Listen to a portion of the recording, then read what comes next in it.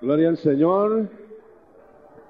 Gracias a Dios que hemos tomado de la Santa Cena y creemos que esta Santa Cena es un memorial de la muerte del Señor. Es muy importante que sepamos que el Señor no dejó recuerdos de su nacimiento, pero dejó de su muerte. Memorial de su muerte, no dice memorial de su nacimiento, pero dice memorial de su muerte. Muy bien, gracias a Dios por esto. Pueden sentarse, mis hermanos. ¿Por qué? Una pregunta sobre la que vamos a meditar esta noche es la siguiente, del capítulo 17 de Juan. ¿Por qué es que te vas a manifestar a nosotros y no al mundo? Una pregunta muy lógica. El Señor vino a salvar todo lo que se había perdido y Felipe se extrañó de que el Señor dijera: yo me voy para interceder por ustedes y no por el mundo. Entonces Felipe preguntó, que inclusive ni hallo la cita porque solo estoy haciendo la pregunta. Yo voy a interceder por ustedes y no por el mundo. Entonces le preguntan, ¿por qué te vas a manifestar a nosotros y no al mundo? 14. Juan 14, 22 me dicen los hermanos. Muy bien, gracias. Juan 14, 22. Me interesaba mucho la cita porque vamos a pensar sobre eso. 14, 22 dice, le dijo Judas, no el Iscariote, cuando le había dicho el Señor: yo me manifestaré a él, al que me busque, pues, ¿verdad? Me manifestaré a él. Y le dijo Judas: Señor, ¿cómo es que te manifestarás a nosotros y no al mundo? Bueno, entonces vamos a reflexionar un poquito sobre la tarea del Señor actualmente. Usted sabe que actualmente está invisible para nuestros ojos físicos, pero está a la diestra del Padre para interceder por los suyos, no por el mundo. ¿Por qué? Sencillamente porque no puede el Señor interceder por los que le rechazan, ¿me entiendes? Sino ha dejado que el Espíritu Santo, dijimos en la mañana, se encargue de hacer la tarea de convencer al mundo.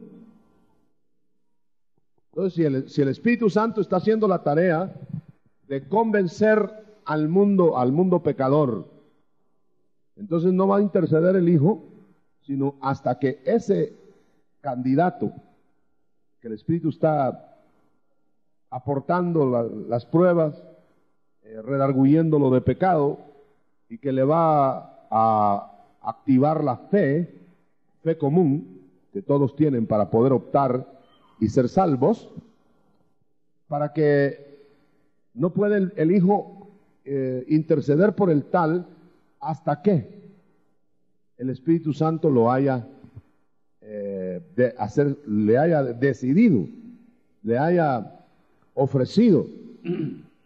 Y habiendo aceptado la oferta o el llamamiento del Espíritu, al aceptar a Cristo, entonces pasa a ser propiedad del Señor. Y el Espíritu Santo, el Espíritu de Cristo, entra en la persona, se va a manifestar en la persona, entonces ya es propiedad del Señor. Al ser propiedad del Señor, inmediatamente es intercesor del tal. Entonces no puede manifestarse al mundo porque el mundo no le acepta todavía el llamado al Espíritu Santo. Por eso, esa es la razón. Entonces, ¿por qué te vas a manifestar solo a nosotros? Como que le contestara, porque ya tienen mi espíritu. ¿Y por qué no al mundo? Porque no recibe mi espíritu. Y entonces, ¿cómo va a hacerse? Pues sencillamente el Espíritu Santo va a realizar la tarea de convencer al mundo de pecado, de arrepentirse y llevarlo a Cristo. Sencillo. Ya estando en Cristo, entonces el Señor, como familia de Él, empieza a interceder. Esa es la explicación. Ahora, el mundo se quedó por rechazarlo, el pecado imperdonable, rechazarlo, se quedó huérfano. Entonces no tiene por qué reclamar el mundo las catástrofes, los acontecimientos negativos y todas las injusticias, todo eso. No tiene por qué reclamarlo. ¿Sabe por qué no? No, porque son huérfanos, voluntarios. Ellos decidieron no tener padre, o no reconocer padre, y entonces el Espíritu Santo no va a operar ahí, y menos va a interceder el Hijo. Ahora, el Señor por eso llamó discípulos, y a los discípulos que llamó, los comisionó para que se encargaran de interceder por el mundo. Delegó la intercesión para que los hijos de luz intercedieran en la tierra. De tal manera que ahora sí, ya la iglesia delegada puede orar por todos los hombres y puede orar por los gobernantes y puede orar para que el evangelio sea expandido. Ahí está intercediendo para que haya facilidad, etcétera, y para que los hombres impíos no detengan el avance del evangelio. Muy sencillo la explicación bíblica, pues. Es complicado y profundo cuando se quiere uno ahondar en eso. Pero en la oración intercesoria, a mí me llama la atención que el Señor dividió, capítulo 17 de Juan, dividió a sus seguidores en dos grupos muy interesantes. Padre, yo te ruego, 17 de Juan, 17:20, mas no te ruego solamente por estos. ¿Cuáles eran? Fueron los que habían sido llamados en los días del Señor.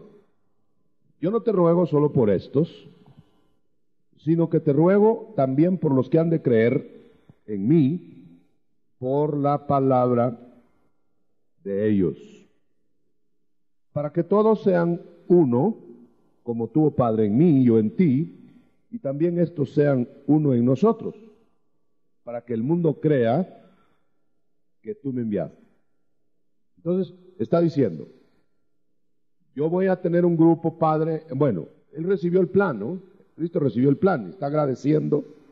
Padre, yo ya recibí los tuyos que me diste, los tengo, los voy a venir a traer, y uno solo se va a perder. Los voy a venir a traer y van a estar conmigo. Eso es cuando dijo, yo vendré otra vez y os tomaré a mí mismo. Y a donde yo voy a ir a estar, ahí van a estar ustedes. Ese es un grupo. Pero luego habló de otro grupo que se quedaría en la tierra, dijimos en la mañana. Y que ese grupo en la tierra se iba a constituir en testigos del Señor terrenos, para los terrenos. Y los otros que se iban a ir antes, como testigos celestiales, serían celestiales testigos para los celestes. Para ir a las galaxias, para ir a las distancias estelares, etcétera. A los cuales se les tendría que manifestar el Señor antes. Y entonces ahí vemos ya el grupo de los que se van a ir con cuerpo celeste, el grupo de los que se van a quedar en la tierra hasta el fin del siglo, cuando hayan entregado toda la carga de mensaje al mundo entero. Y les dijo el Señor al Padre, estos no te pido, Padre, que los saques, sino que los guardes. Y dijimos en la mañana, otra vez repito, estamos conectando, van a haber testigos del Señor guardados en la tierra, y van a haber testigos del Señor llevados al cielo. Amén. Gloria a Dios. Pero cuando estaba hablando a aquella cantidad de gente de discipular del Señor, en el capítulo 17, habla de los que habrían de creer después. de los que habrían de creer por el mensaje de los discípulos que se quedarían aquí en la tierra. Entonces ahí el Señor aseguró una cosa, muy interesante también, aseguró que Él rogaría al Padre por el discipulado número 1 y luego rogaría al Padre por el discipulado número 2, los que ya dijimos. Pero dijo algo, que para que todos los que han de ser de la familia de Dios sean integrados de tal manera que sean dos rediles en uno. Y eso lo dice la oración, ¿verdad? Dice, yo tengo otras ovejas que no son de este redil y los tengo que ir a traer. ¿Me está escuchando? Para que tengan un solo redil y un solo pastor. No sé si ya encontró el verso. Yo solo estoy diciéndolo de memoria. Entonces el Señor quiere que en la tierra y desde luego al final en todo el ámbito haya un solo redil. Eso se llamará la familia de Dios. Pero esa familia de Dios estaba formada de dos rediles y con dos pastores diferentes. El pastor del redil número 1 era Moisés y el pastor del redil número 2 era Cristo. Entonces dice, yo voy a hacer que los dos rediles se unan. ¿Cuándo se unieron? Se unieron en Mahanaim, la reunión de dos campamentos danzantes, cuando el último gentil entró a formar el Israel de Dios. Y cuando eso sucedió, o va a suceder, no ha sucedido, va a suceder, entonces ya los dos rediles se volverán un solo redil. Ya no se llamará el redil judío y el redil gentil. Ahora se llamará el Israel espiritual. Digámoslo de otro modo, la iglesia de Dios, que va a quedar distribuida entre la iglesia del Padre y la iglesia del Hijo, y ya juntas la familia grande de Dios. Quiere decir que viene un tiempo en que ya no se va a decir, yo soy de aquí, yo soy de allá, yo soy de más allá, yo soy mejor que tú, y tú eres peor que yo, sino que se va a decir, todos somos de la misma familia. Gloria a Dios, gloria a Dios. Gloria a Dios. ¿Sabe usted cuándo empezó el Señor ese trabajo? Lo empezó el día que le dijo a Pablo. No el día que le dijo a Pablo, el día que lo dijo a Pablo lo reveló. El día que murió en la cruz. Pero que le dijo a Pablo que era que se había roto el velo del templo. Usted sabe que el velo detenía la entrada de cualquier sacerdote y cualquier gentil, ¿verdad? Pero cuando se rompió el velo, era para que todos entráramos. Entonces, está diciendo el Señor ahí, ahora ya no hay división. Pero resulta que cuando la iglesia se empezó a formar, había una división tan honda que tuvieron que delegar a Pedro para ser de los circuncidados y delegar a Pedro para que fuera a Pablo que fuera de los incircuncidados, y se estaba formando una división de dos rediles. Entonces, hasta distribuían la comida, las ayudas, con algunas diferencias raciales. De ahí nació el diaconado, para establecer el orden.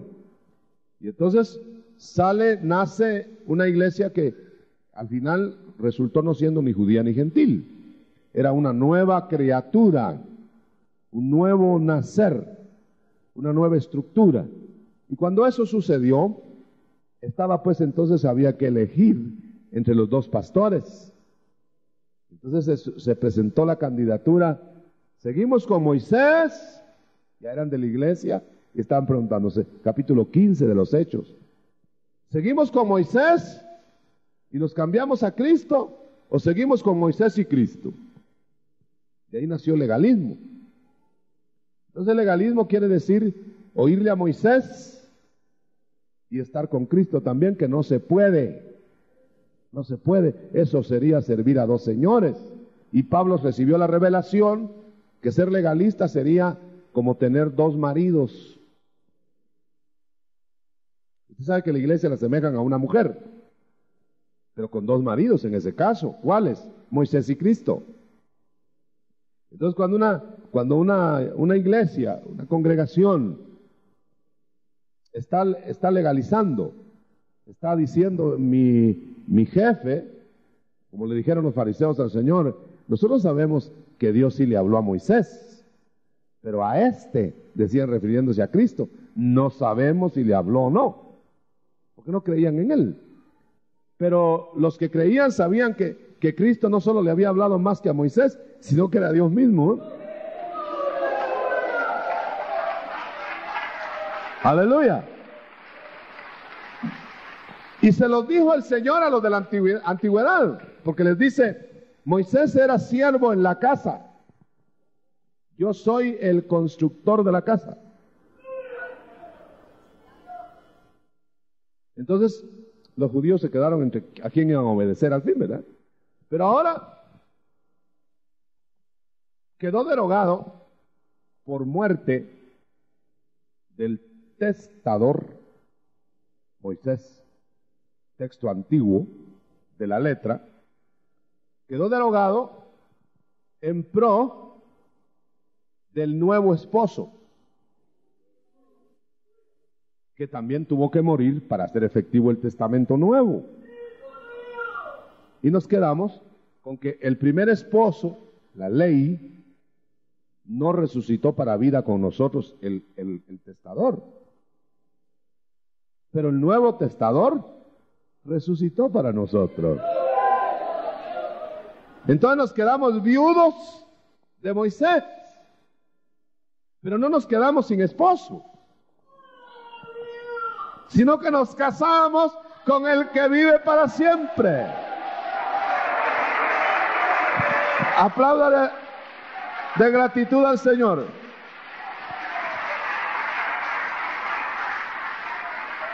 Entonces, es necedad humana legalizar, porque es recordar la ley del antiguo marido que ya no es marido. Como que una viuda le dijera al nuevo esposo, yo le creía más al otro. Quería más al otro. Sería una afrenta para la nueva esposa. Entonces, hermanos, en la intercesión del Señor, el Señor quiere que nosotros ya no seamos siervos. Por eso cambió de cabeza al pueblo, del redil lo unió, los rediles los unió en uno, y se nominó él, el pastor del redil ya completo.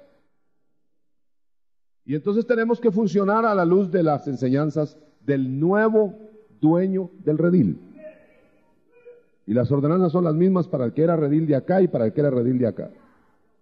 Son las mismas. De tal manera que ahora ya no hay que hacer ningún ritual judío. Tampoco hay que hacer rituales nuevos, gentiles. A eso se debió que se habló en la mañana de cómo es que unos guardan el sábado y otros el domingo. Sería cambiar de ritual nada más. Y allá ya se guardó el sábado por razones de que era una figura, una sombra. Pero ahora se guarda cada día. Y entonces es una constancia, ¿no? Esto está muy bonito, sí, pero tenemos que decir algo más fuerte. Entonces el Señor no vino a la tierra solamente para cambiarnos de rituales. No vino para que allá éramos rituales de una manera, acá somos rituales de otra manera. No vino para que nadie imponga a otros sus normas. No vino para que alguien diga, no, usted tiene que vivir así, así, así, o no se salva, no tiene derecho. El Señor es el que va a dar las órdenes, no es Él. Ahora, cuando Él delega y respalda con la palabra, esa es otra cosa. Ahí sí tenemos que temblar, porque no estamos sin ley, estamos con la ley del Espíritu. Ahora, ya no es ley de letra, ahora es la ley del Espíritu. Eso quiere decir que si fuera de la letra, aquí estaría todo nuestro reglamento, en el Antiguo Testamento. Pero como es del Espíritu, ahora está, en el Antiguo Testamento está la letra, pero en el Nuevo Testamento está lo que quiso decirse dentro de la letra, lo que significaba la letra. Por eso, leyendo el Antiguo Testamento no se podía hacer nada el sábado día. Leyendo el Nuevo Testamento sí se puede hacer, porque el sábado es Cristo en nosotros. Y lo que Él haga en nosotros no transgrede ningún sábado. Pero si hacemos nosotros las cosas, transgrede todos los sábados y todos los días. Por eso no hay que hacer rituales así como ese, que el domingo sí lo guarda, y que el domingo sí se consagra, y no va a ninguna parte, ni a la iglesia, o va solo ese día a la iglesia. Ese sería un ritual nuevo.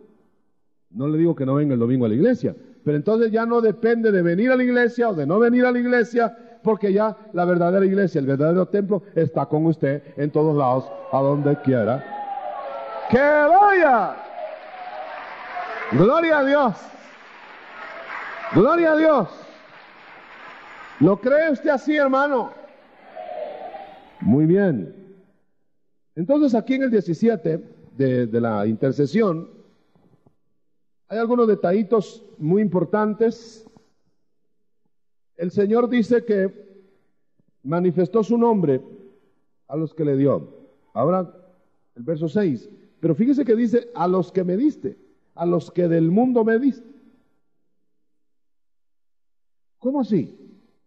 Entonces quiere decir que le dio la palabra el Señor Jesús solo a los que el Padre le había marcado. Pues sí, así dice. Ay, entonces, hermano, ¿y el evangelismo dónde queda? ¿Y dónde queda ir a predicar aquí y allá y más allá? No altera nada. Porque la palabra es como la semilla que se tira y se tira y se tira y se tira y se tira y se tira. ¿Ya me entendió? Pero hay terrenos marcados que van a recibir la palabra o de una manera o de otra manera o de otra manera, o la van a rechazar, etcétera, o van a fructificar a tanto, a tanto, a tanto. Y por eso el Señor dejó establecido que entre la siembra que nace, entre el injerto y la rama natural de la vid, hay dos clases de ramas. Capítulo 15. La primera es la rama que se está el horticultor mirando y mirando y mirando y no pegó. ¿Por qué no pegó? Porque no dio fruto o no se mantuvo verde, se murió. Entonces, como no dio fruto, la quita. Y dice que la quita para que se seque. Y para que ya seca, ya no sea más acebuche ni rama, sino que sea leña de fuego, para fuego. Eso lo dice. Y luego dice, pero aquella rama que pegó, solo le queda podarla para que dé más fruto. ¿Nota la diferencia? Claro que se nota. No es lo mismo cortar que podar, aunque en los dos casos se corta, ¿verdad? Hay gente que cree que a alguien fue cortado. Pues era porque Dios le amaba, dice. Bueno, depende qué clase de corte fue. Si fue un corte de podadura, va a brotar mejor la cosa. Como Job, que lo podaron, y después tuvo 7 veces más. Pero si fue corte de sequedad, para sequedad, eso está serio, porque fue para echarlo al fuego. Entonces hay que temblar, hermano. Y hay verdades aquí tan escondidas, tan profundamente colocadas, que tenemos que abrir los sentidos espirituales para poderlas distinguir. Por ejemplo, el Señor dijo, entre otras cosas, vamos a verlo, vamos a buscar, porque aquí hay mucho, mucho tesoro. Solo vamos a medir el tiempo. La gloria que tú me diste, yo se las he dado, Padre. Y dice, agrega, y yo les daré a conocer tu nombre, ya se los di a conocer, 26, pero se los daré a conocer aún. Esta es una palabra muy, muy profunda. Eso quiere decir que ya dio a conocer el nombre del Padre en una extensión todavía limitada. Eso está como para que los que dicen que ya está todo dicho o escrito. Escrito creo yo que sí, el canon ya está cerrado, pero todo lo que el Padre va a decir lo va a manifestar Cristo aún. Por eso hay profetas, por eso hay mensajeros, por eso hay iluminados, por eso hay visitaciones del Espíritu, por eso hay enseñanzas, entre comillas, nuevas. Eso quiere decir sin letra, del Espíritu, para que se amplíe y conozcamos aún lo que ha de venir. Entonces yo lo daré a conocer aún, y ahí dice la razón por qué. Entonces el Señor está, hermanos, preparando un pueblo que va a reflejar la persona de Jesús. Entonces, el pueblo de Dios va a permanecer en la tierra, y eso quiero que lo oiga usted bien. Tiene su trasfondo, lo vamos a estudiar después. El pueblo de Dios tiene que permanecer hasta que Cristo regrese en su epifanía a tomar el mundo, porque ese pueblo fue encomendado a él llevar el mensaje y se le prometió que Cristo estaría con ellos, no que se los llevaría a ellos, sino que estaría con ellos todos los días hasta el fin de la edad. Ahora, yo le voy a hacer una pregunta, si usted ha oído tantas cosas ahora que hemos estado explicando, ¿usted va a ser de ese pueblo que va a visitar al Señor y que va a quedar hasta el fin del siglo? Se quedan bien aprendidos, hermanos. Mejor que sean otros, dice, ¿verdad? No, gracias. Que vayan otros, ¿verdad? Muy bien. Porque dice que estos que van a quedarse a entregar el mensaje de testimonio de Cristo, los va a apoyar el Espíritu Santo, y noten bien que entonces el Espíritu Santo va a estar en plena función hasta el fin del siglo. No se va a ir, como se ha dicho muy corrientemente, sino que se va a quedar funcionando para las operaciones que siguen. Luego, lo que impide que se vaya las primicias y que se aparezca el anticristo es algo más fuerte que el arrebatamiento de las primicias. El arrebatamiento de las primicias es precisamente porque se quitó el estorbo para que el anticristo se manifieste. Entonces, cuando se quita el estorbo para que el anticristo se manifieste, se tiene que llevar las primicias. No porque se llevó las primicias, ya el anticristo se va a manifestar. Ojalá que se note la diferencia. Quizá la pregunta sería, ¿y cuál será, hermano, ese estorbo? Eso que esté estorbando. Yo no lo voy a decir con todas las letras porque no puedo, no tengo autorización de dogmatizar, pero va a ser un poder terrenal que está impidiendo y estará impidiendo hasta el momento preciso en que sea quitado de en medio para que el poder del anticristo se pueda desarrollar.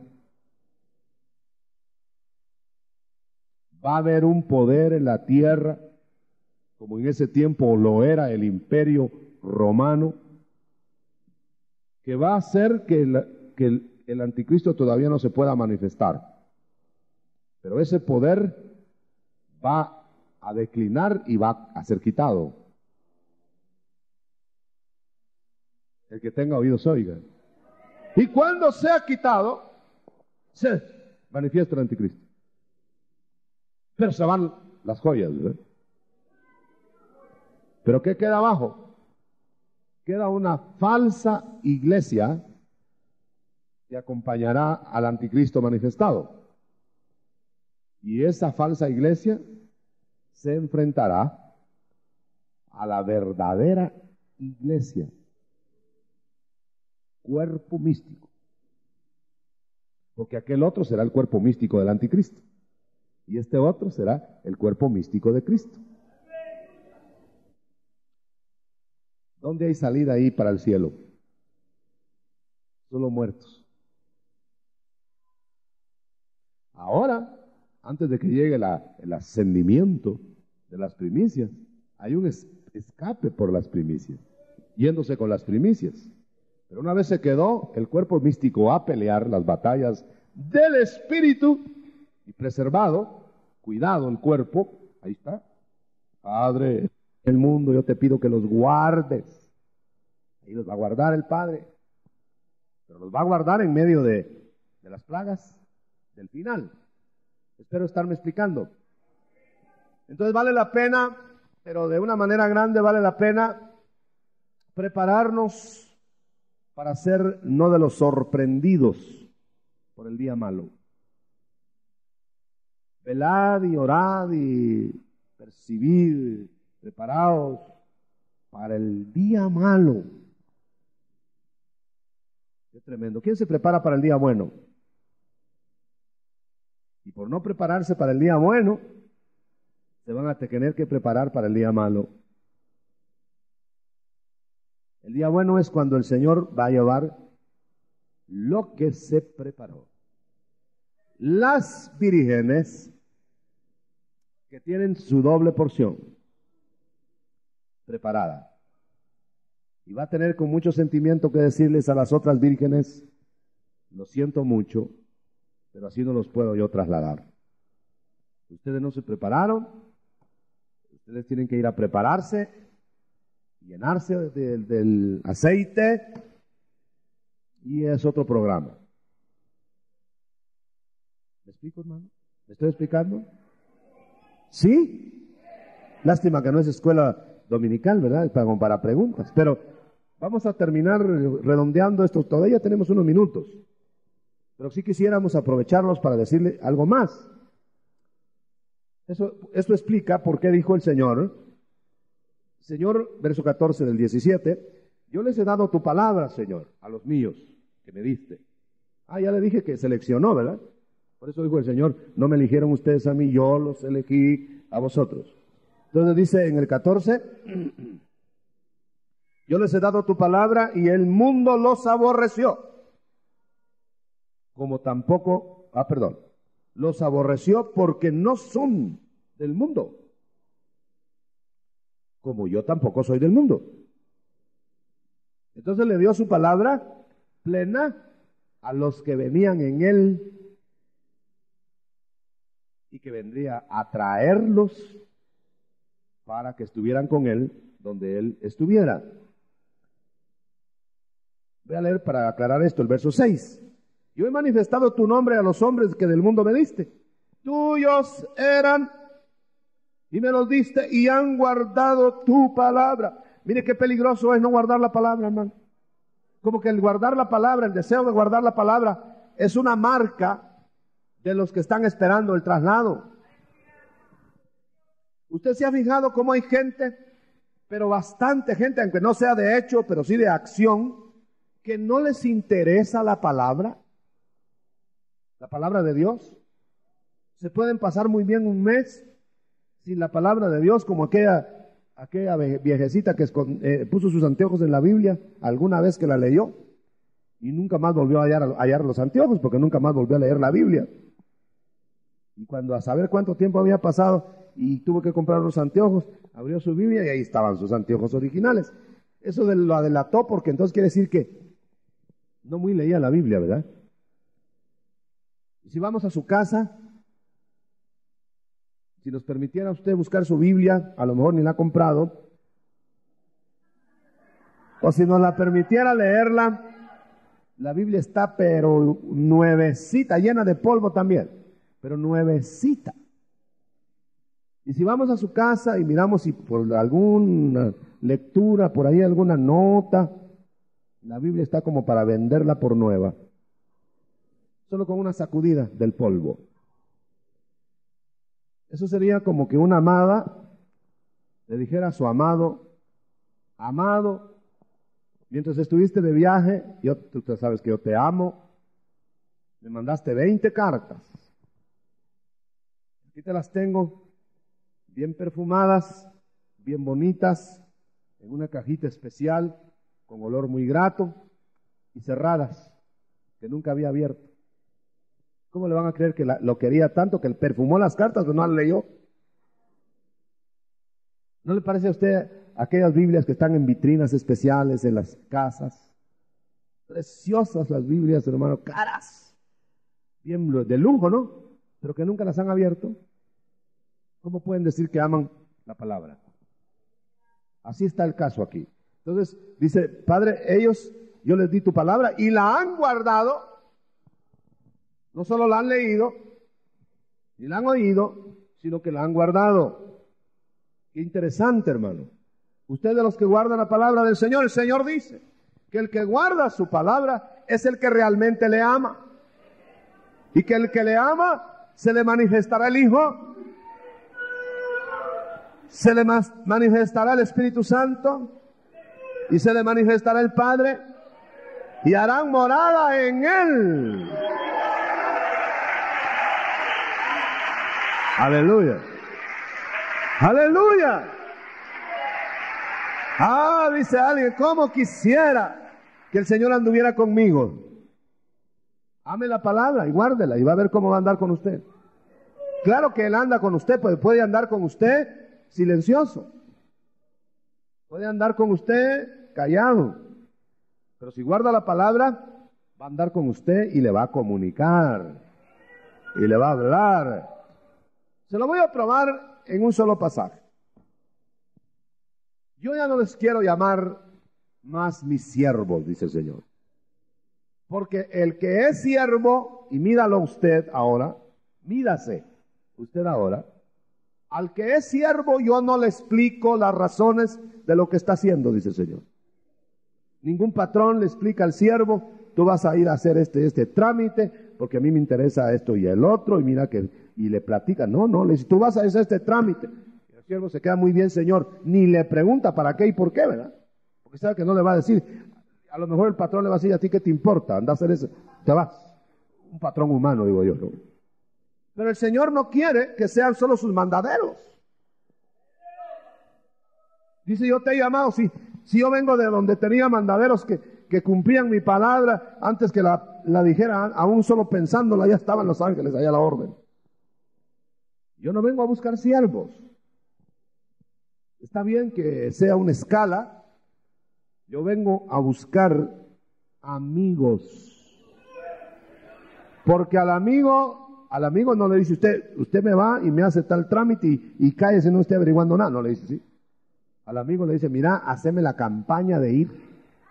Por favor, hacer esto y esto, porque vos sabés las necesidades que, cómo no, y se ponen hasta a platicar una hora ahí, al fin se va el amigo a hacer y eso es diferente. Por eso fue que cuando el Señor dijo, yo voy a destruir Sodoma, y hay mucho Sodoma. Entonces mandó a destruir Sodoma. Pero en eso se acordó, qué bueno sería, por aquí cerca vive Abraham, y él sí es mi amigo, dijo. Vale la pena ser amigo. Y por eso fue que el Señor llegó con Abraham. Abraham era un personaje para Dios. Pero cuando fueron amigos, él no llegaba a hablar. Él no tenía nada que ver con Sodoma. Él no tenía nada que ver. Pero dijo, lo voy a visitar. Está bien. Este es mi amigo. Hace rato que no platico con él. Como que fuera humana la cosa. Y usted sabe toda la rogativa que hizo Abraham. y por la intercesión de Abraham se salvó lo salvable de Sodoma. Y que si hubieran habido justos que guardaran la palabra, a lo menos 10, se hubiera salvado Sodoma.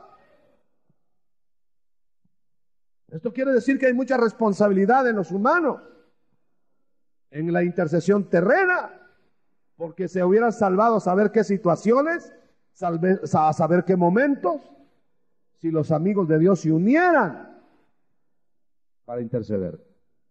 Interceder por tantas cosas.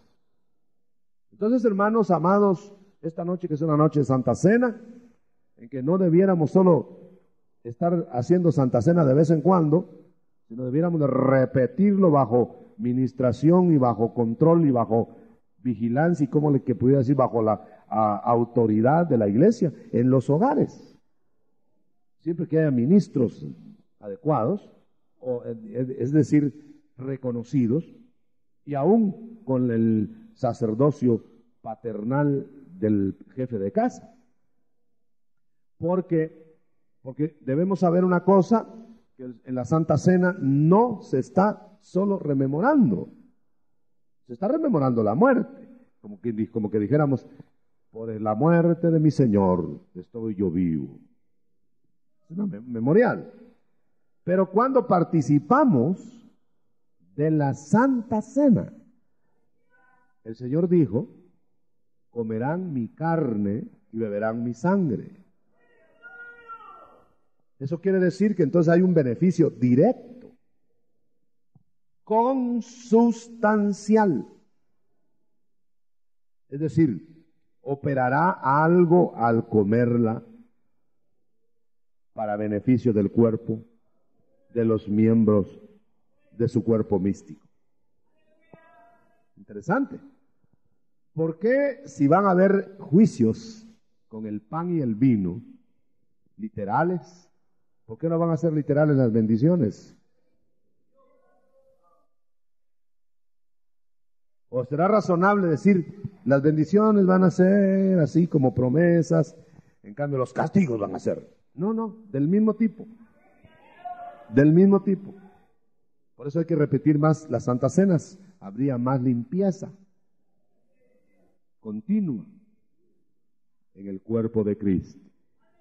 El cuerpo místico, porque en el cuerpo de Cristo no había nada que sacar. Sin embargo, Él tomó la Santa Cena, ¿no?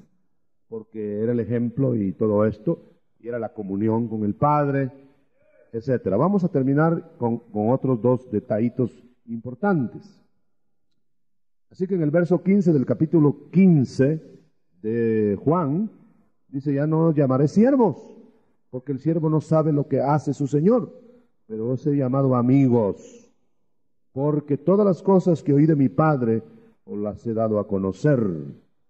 No me elegisteis vosotros a mí, sino que yo os elegí a vosotros, o sea que nosotros fuimos elegidos en el cielo y llamados por el Hijo en la tierra, pero por elección del Padre, que le comunicó al Hijo, por eso se los dio.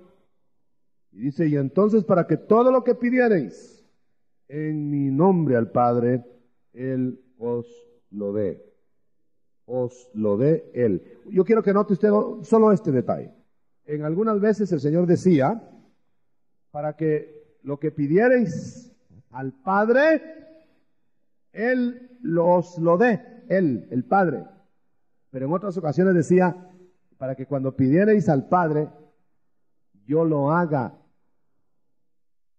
Entonces hay cosas que hace el Padre y cosas que hace el Hijo. Cuando el Hijo está delegado como Hijo en el gobierno del mundo, las va a hacer el Hijo. Pero cuando pase a sujetar todo al Padre, entonces es el Padre el que las va a hacer por intercesión del Hijo. Por eso, enderecemos esta plana y esta nota. No se pide al Padre, como muchas veces he oído, en el nombre del Padre, del Hijo y del Espíritu Santo. Es una oración mal redactada. Y lo he oído algunas veces acá. Y esto te lo pido, Señor, en el nombre del Padre, del Hijo y del Espíritu Santo. No se necesitan 3 firmas. Una. ¿La de quién? La de Cristo. Un aplauso al Señor. Oh, gloria a Dios. Gloria a Dios.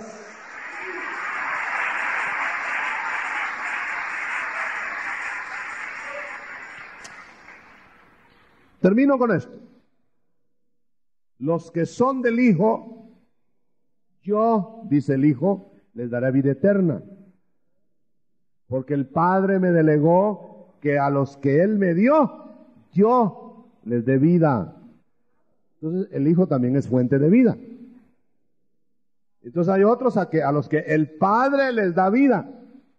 Por eso hay borramiento de los hijos que tiene el Padre. Cuando le dijo a Moisés que no lo iba a raer del libro de la vida, pero le dijo al que peque del Padre, fíjese, yo lo borraré, a ese borraré, dijo.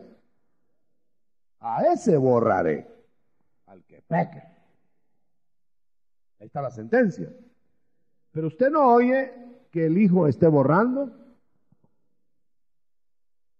De los que me diste, Padre, ninguno, voy a utilizar la frase, ninguno borré. No se borró nadie. Todos se salvaron. Entonces quiere decir que el Padre lo que está haciendo es que Él quiere que sus hijos, ninguno perezca. Pero el que insiste en pecar lo borra y lo condena. No nos equivoquemos. Hay gente que dice que puede, ahora que ya creyó y que esto y que el otro, puede vivir como quiera y como el Padre no borra, como el Hijo no borra. Ajá, qué bonito. ¿Usted cree que le va a dar el Padre seres al Hijo para que le juegue la vuelta? Si se los va a dar al Hijo, es porque sabe que le está dando al Hijo. Y el Hijo los preserva. En cambio el Padre, a los que Él tiene, como no quiere que perezcan, pero tampoco puede retenerlos con pecado, los borra. Porque lo que el Padre no purifica con el fuego de Él, lo elimina. Lo que no se deja limpiar, lo expulsa. Le voy a dar un ejemplo. Cuando todavía Pedro no estaba en el área del Hijo, más tarde estuvo totalmente en el área del Hijo, le dijo: Pedro, si yo no te lavo los pies, no tendrás parte conmigo. Le está diciendo, en otras palabras, yo no tengo nada que ver contigo. Pero si te dejas lavar los pies, como ya estás limpio, porque tienes el Espíritu de Cristo, solo falta que te lave los pies. ¿Quiere decir eso? Que entonces hay periodos en que nosotros todavía estamos en un probatorio, pero cuando ya hemos sido hechos hijos del Hijo, nos va a llevar a las regiones celestes, no por nuestros méritos, no porque seamos muy destacados, sí que nos va a llevar porque se comprometió a cuidarlos, a empezar la obra. ¿Hasta qué? Hasta terminarla. Y vino el Espíritu Santo para hacer la realidad. Y el Padre la selló cuando recibió el sacrificio de Cristo. Y dijo: están perdonados esos pecados. Porque allá no entrará nada inmundo, ya solo le quedará al Padre, cuando los haya preparado el Hijo y el Espíritu Santo, ya solo le quedará al Padre cambiar el cuerpo de los tales y trasladarlos. Porque nos va a trasladar con cuerpos. Amén. ¿Cómo nos vamos a ir para allá? Con cuerpos. Me preguntaron: hermano, pero hay cuerpos espirituales, ¿y cómo irán a ser esos cuerpos espirituales? ¿Será que unos nos vamos a ir hechos espíritus y otros se van a quedar hechos cuerpos gloriosos en la tierra? Pues tal vez casi preferiríamos quedarnos en la tierra. Pero lo que pasa es que cuerpo espiritual y cuerpo celeste quiere decir cuerpo de otra calidad. El mismo cuerpo, pero en otra calidad, con huesos, con sustancia, con sentidos, diría yo hasta con vestidos. tal vez no terrenos, con facultades agregadas, supremas, no con las que tenemos ahora. Ahora estornudamos y tosemos, imagínense en el cielo tosiendo. Alguien tosiendo por ahí, mándenle unas sus pastillitas a fulano allá que está tosiendo desde el otro. No, allá no va a haber nada de eso, porque vamos a tener otra calidad de cuerpo. ¡Aleluya! ¡Aleluya! Vamos a terminar con esto.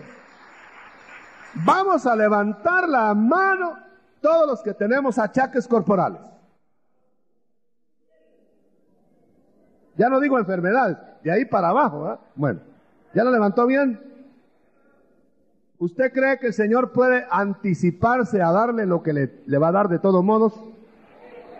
¿Sí?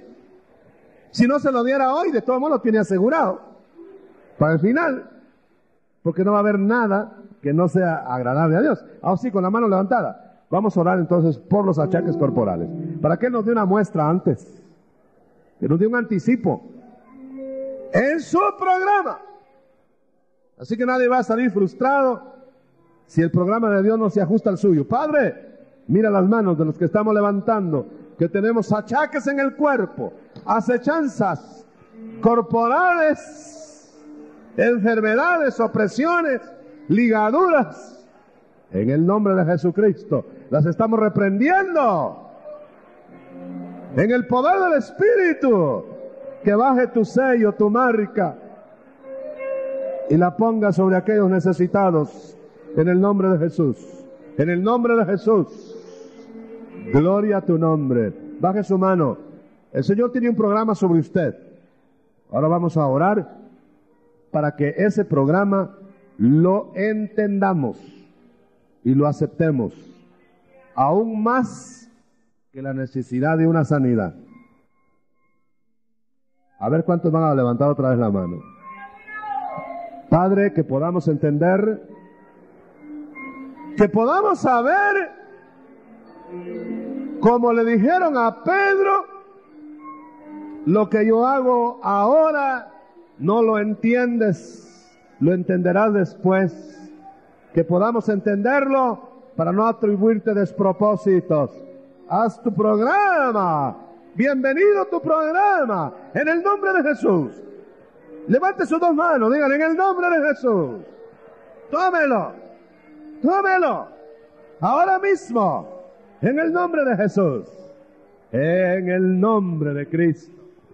Amén, amén, amén. Dios le bendiga, hermano. Sigamos adelante a pesar de todos los estorbos.